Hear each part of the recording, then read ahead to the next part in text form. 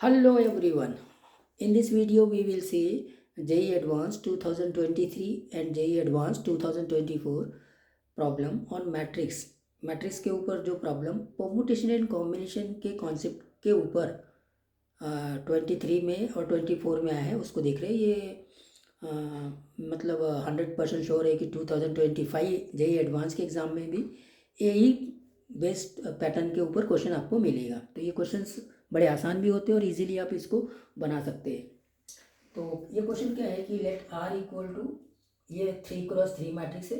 इसमें एंट्रीज है A 3B C 2D 0 5 0। मतलब यहाँ पर ये A अननोन है, B अननोन है, C अननोन है और D अननोन है। और ये ABCD कहाँ से आ रहे हैं? तो ABCD इस सेट से आ रहे हैं। इसमें 0 हो सकता है, ये BCD या 3 या 5 या 7 या 11 13 17 या 19। अब यहाँ पे जैसे हम परमुटेशन एंड कॉम्बिनेशन की बात करते हैं तो 0 आ गया।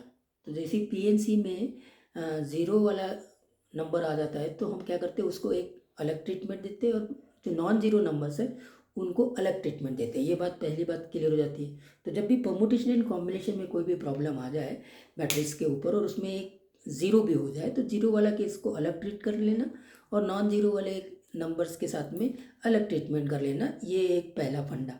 ये बात समझ में आई क्या? ठीक है। तो अब आपके पास में सबसे पहली बात यहाँ पूछा क्या है वो देखो। Then the number of invertible matrices are. हमको invertible matrix are find out करना है। तो अब इन्वर्टिबल मैट्रिक्स मतलब आपका डिटर्मिनेंट नॉन जीरो होना चाहिए। अब क्वेश्चन क्या है कि यहाँ पे कॉम्प्लीमेंट्री इवेंट का भी कॉन्सेप्ट आएगा। हम डिटर्मिनेंट को नॉन जीरो चेकआउट करने से ज़्यादा अच्छा होगा कि डिटर्मिनेंट को ज़ीरो चेकआउट करें। डिटर्मिनेंट जीरो होगा मतलब मैट्रिक्स नॉन इन्वर्टिबल होगा। मुझे फाइंड आउट करना है इन्वर्टिबल मैट्रिसेस। मैं फाइंड आउट करूँगा non invertible matrices so that determinant become zero and such type of matrices where the determinant is equal to 0 can be find out easily as compared to the number of matrices where the determinant is non-zero. Correct? So for that we have to find out the total number of matrices. Okay, so the first of all find the total number of matrices. Total matrices ये कितने हो जाएंगे? 1 2 3 4 5 6 7 और 8. A can be chosen in 8 ways, B can be chosen in 8 ways, like that C can be, and this is coming to be 4096. ठीक है, ये यहाँ तक के क्लियर हो गया कि टोटल 4096 मैट्रिसेस होंगे। करेक्ट। अब उसमें हमको उन मैट्रिसेस की बात करनी है जिसमें डिटर्मिनेंट आर जीरो हो जाता है। पहले उसकी बात करते हैं। तो डिटर्मिनेंट ऑफ आर क्या होगा?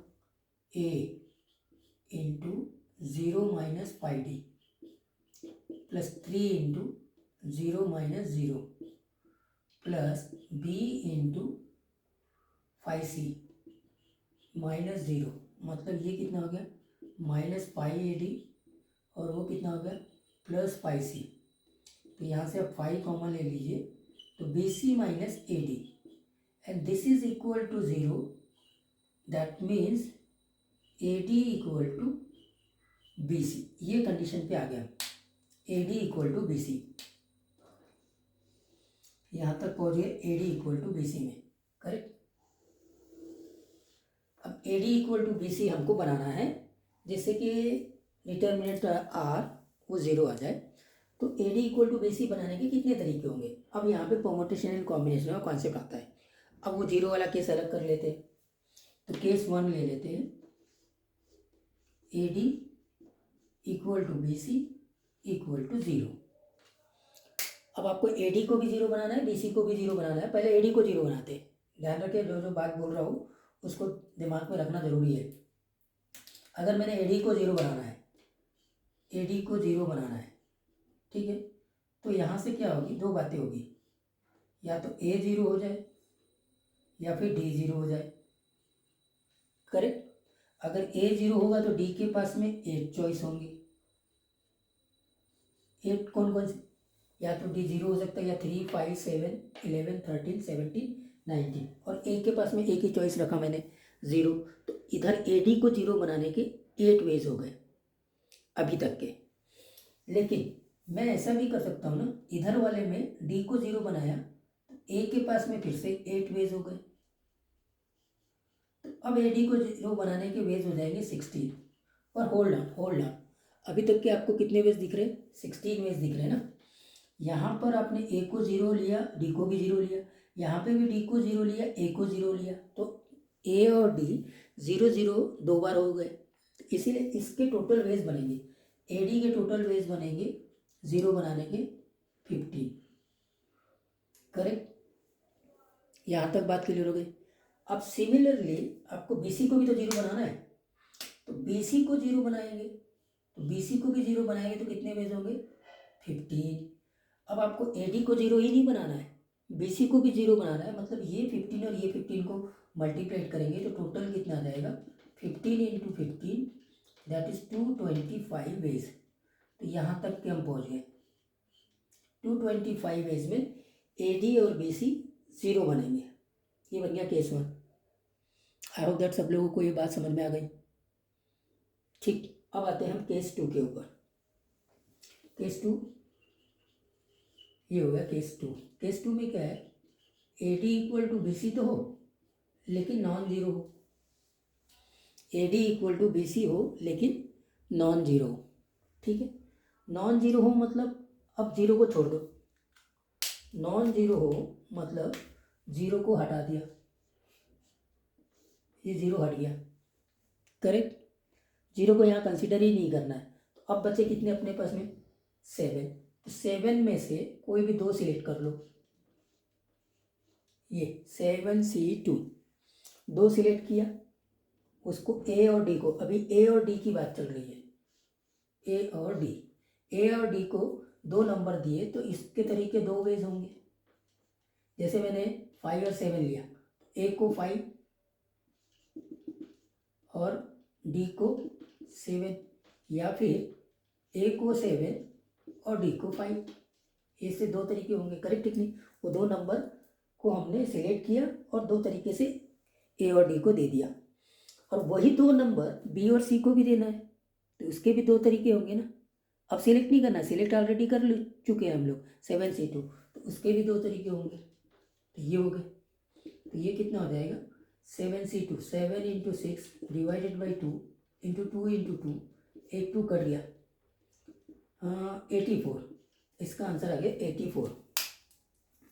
ठीक है, ये हो गया 84। यहाँ तक के भी सारी बातें क्लियर है।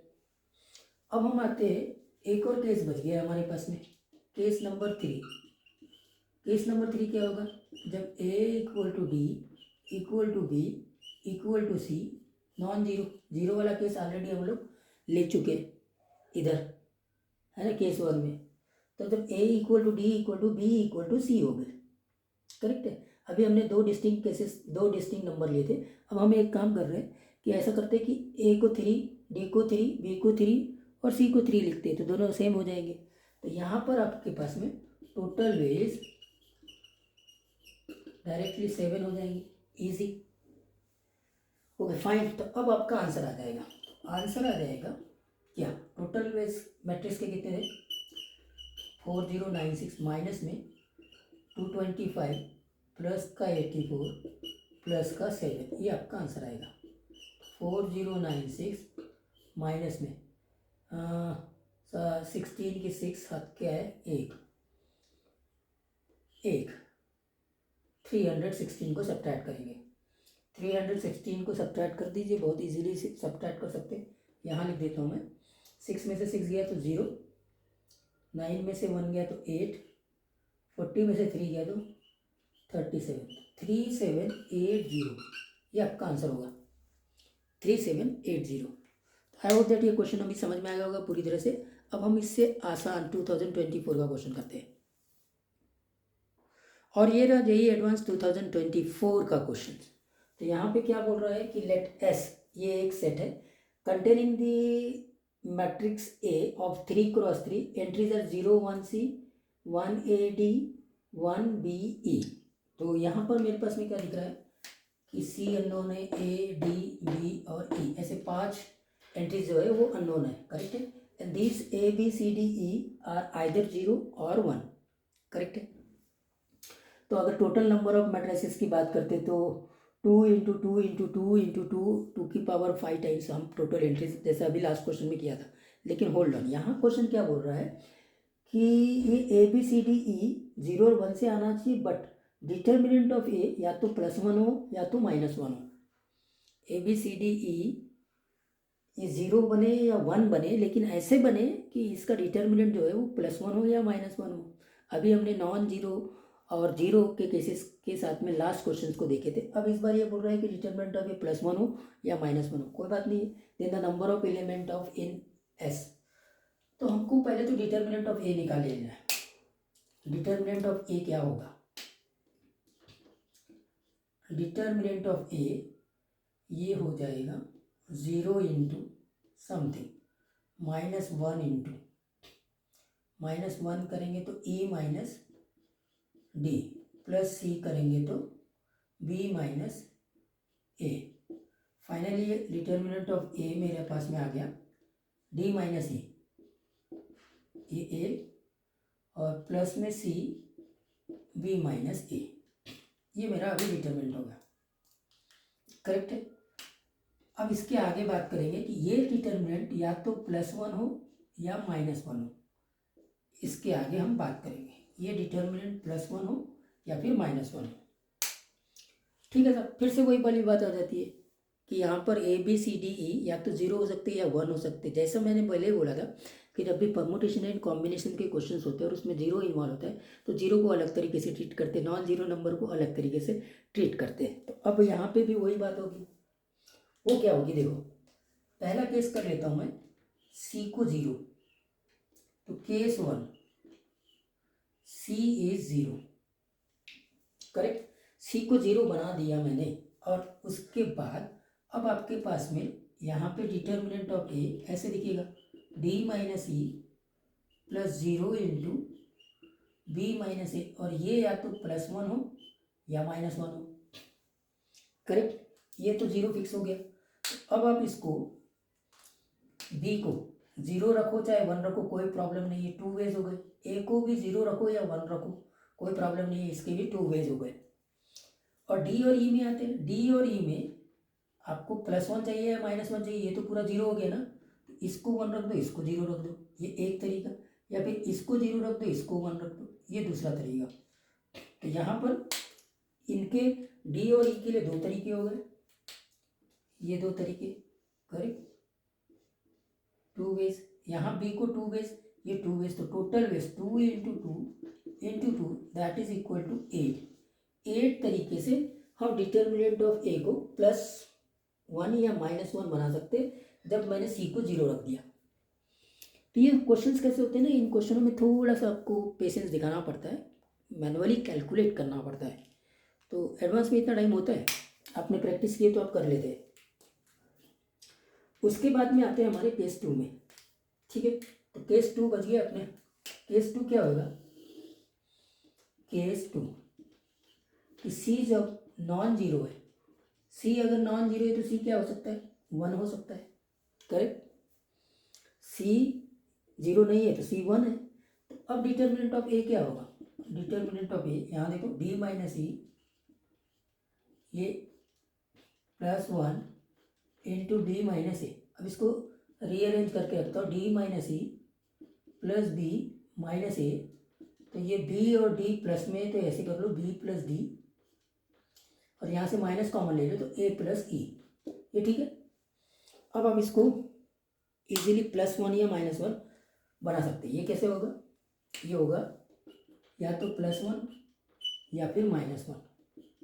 अब इसमें कितने पॉसिबल वेज होंगे +1 और -1 बनाने के, जिसमें सी 1 हो चुका है, ओके। अब खाली बी डी ए और ई की बात करेंगे। तो इसको कैलकुलेट करने के लिए देखो, इसको आप 0, इसको 0 बना दो, इसको आप 1 और इसको 0 बना दो, +1 आ जाएगा डिटर्मिनेंट। या फिर इसको 0, इसको 1 बना दो, और इसको 0 और 0 बना दो, फिर से +1 आ गया। या फिर ऐसा करो, ये 0 0 को इधर ला लो, यहाँ 1 0 बना दो, 0 0 को इधर ला लो, यहाँ 0 1 बना दो। ठीक है, अब डिटरमिनेंट क्या आ गया -1। या फिर ऐसा करते हैं, इसको 1 1 बना देते, इसको 1 1 बना देते तो 2 हो गया, यहाँ 1 0 बना दो, इसको 1 1 बना दो, यहाँ 0 1 बना दो। करेक्ट। तो अब क्या हो गया, ये जो 1 1 है इधर चले जाएगा, ये 1 1 है इधर चले जाएगा, ये केस इधर आएंगे। तो ये वाले केस को मैं यहाँ लिख देता हूँ, कहाँ पर, यहाँ पर, ये 0 1 0, देखना इधर, इस वाले केस को यहाँ लिख देता हूँ। अभी ये वाला केस यहाँ आएगा। अभी तक कितने हो गए, 1 2 3 4 5 और 6, यहाँ तक क्लियर हो गई। अब ये क्या होगा, ये 1 0 यहाँ आ जाएगा, मैं यहाँ लिख देता हूँ, कहाँ पे, यहाँ पे 1 0 यहाँ आ गया और 1 1 इधर आ गया, फिर ये 0 1 यहाँ आ गया और ये 1 1 यहाँ आ गया। ये दो केस और होंगे। करेक्ट है, ये दोनों का सम 1, इन दोनों का सम 2, तो -1 आ जाएगा। करेक्ट है, तो 1 0 1 1 और 0 1 1 1, तो बस इतनी पॉसिबिलिटीज़ है। तो यहाँ पे भी कितने केस आ गए, यहाँ पे भी आपके पास में 8, यहाँ पे भी आपके पास में 8, टोटल आंसर आपका होगा 16। ठीक, ये है। तो आप ये मान के चलिए कि आपके एग्ज़ाम में इसी प्रकार का क्वेश्चंस 2025 में भी आएगा।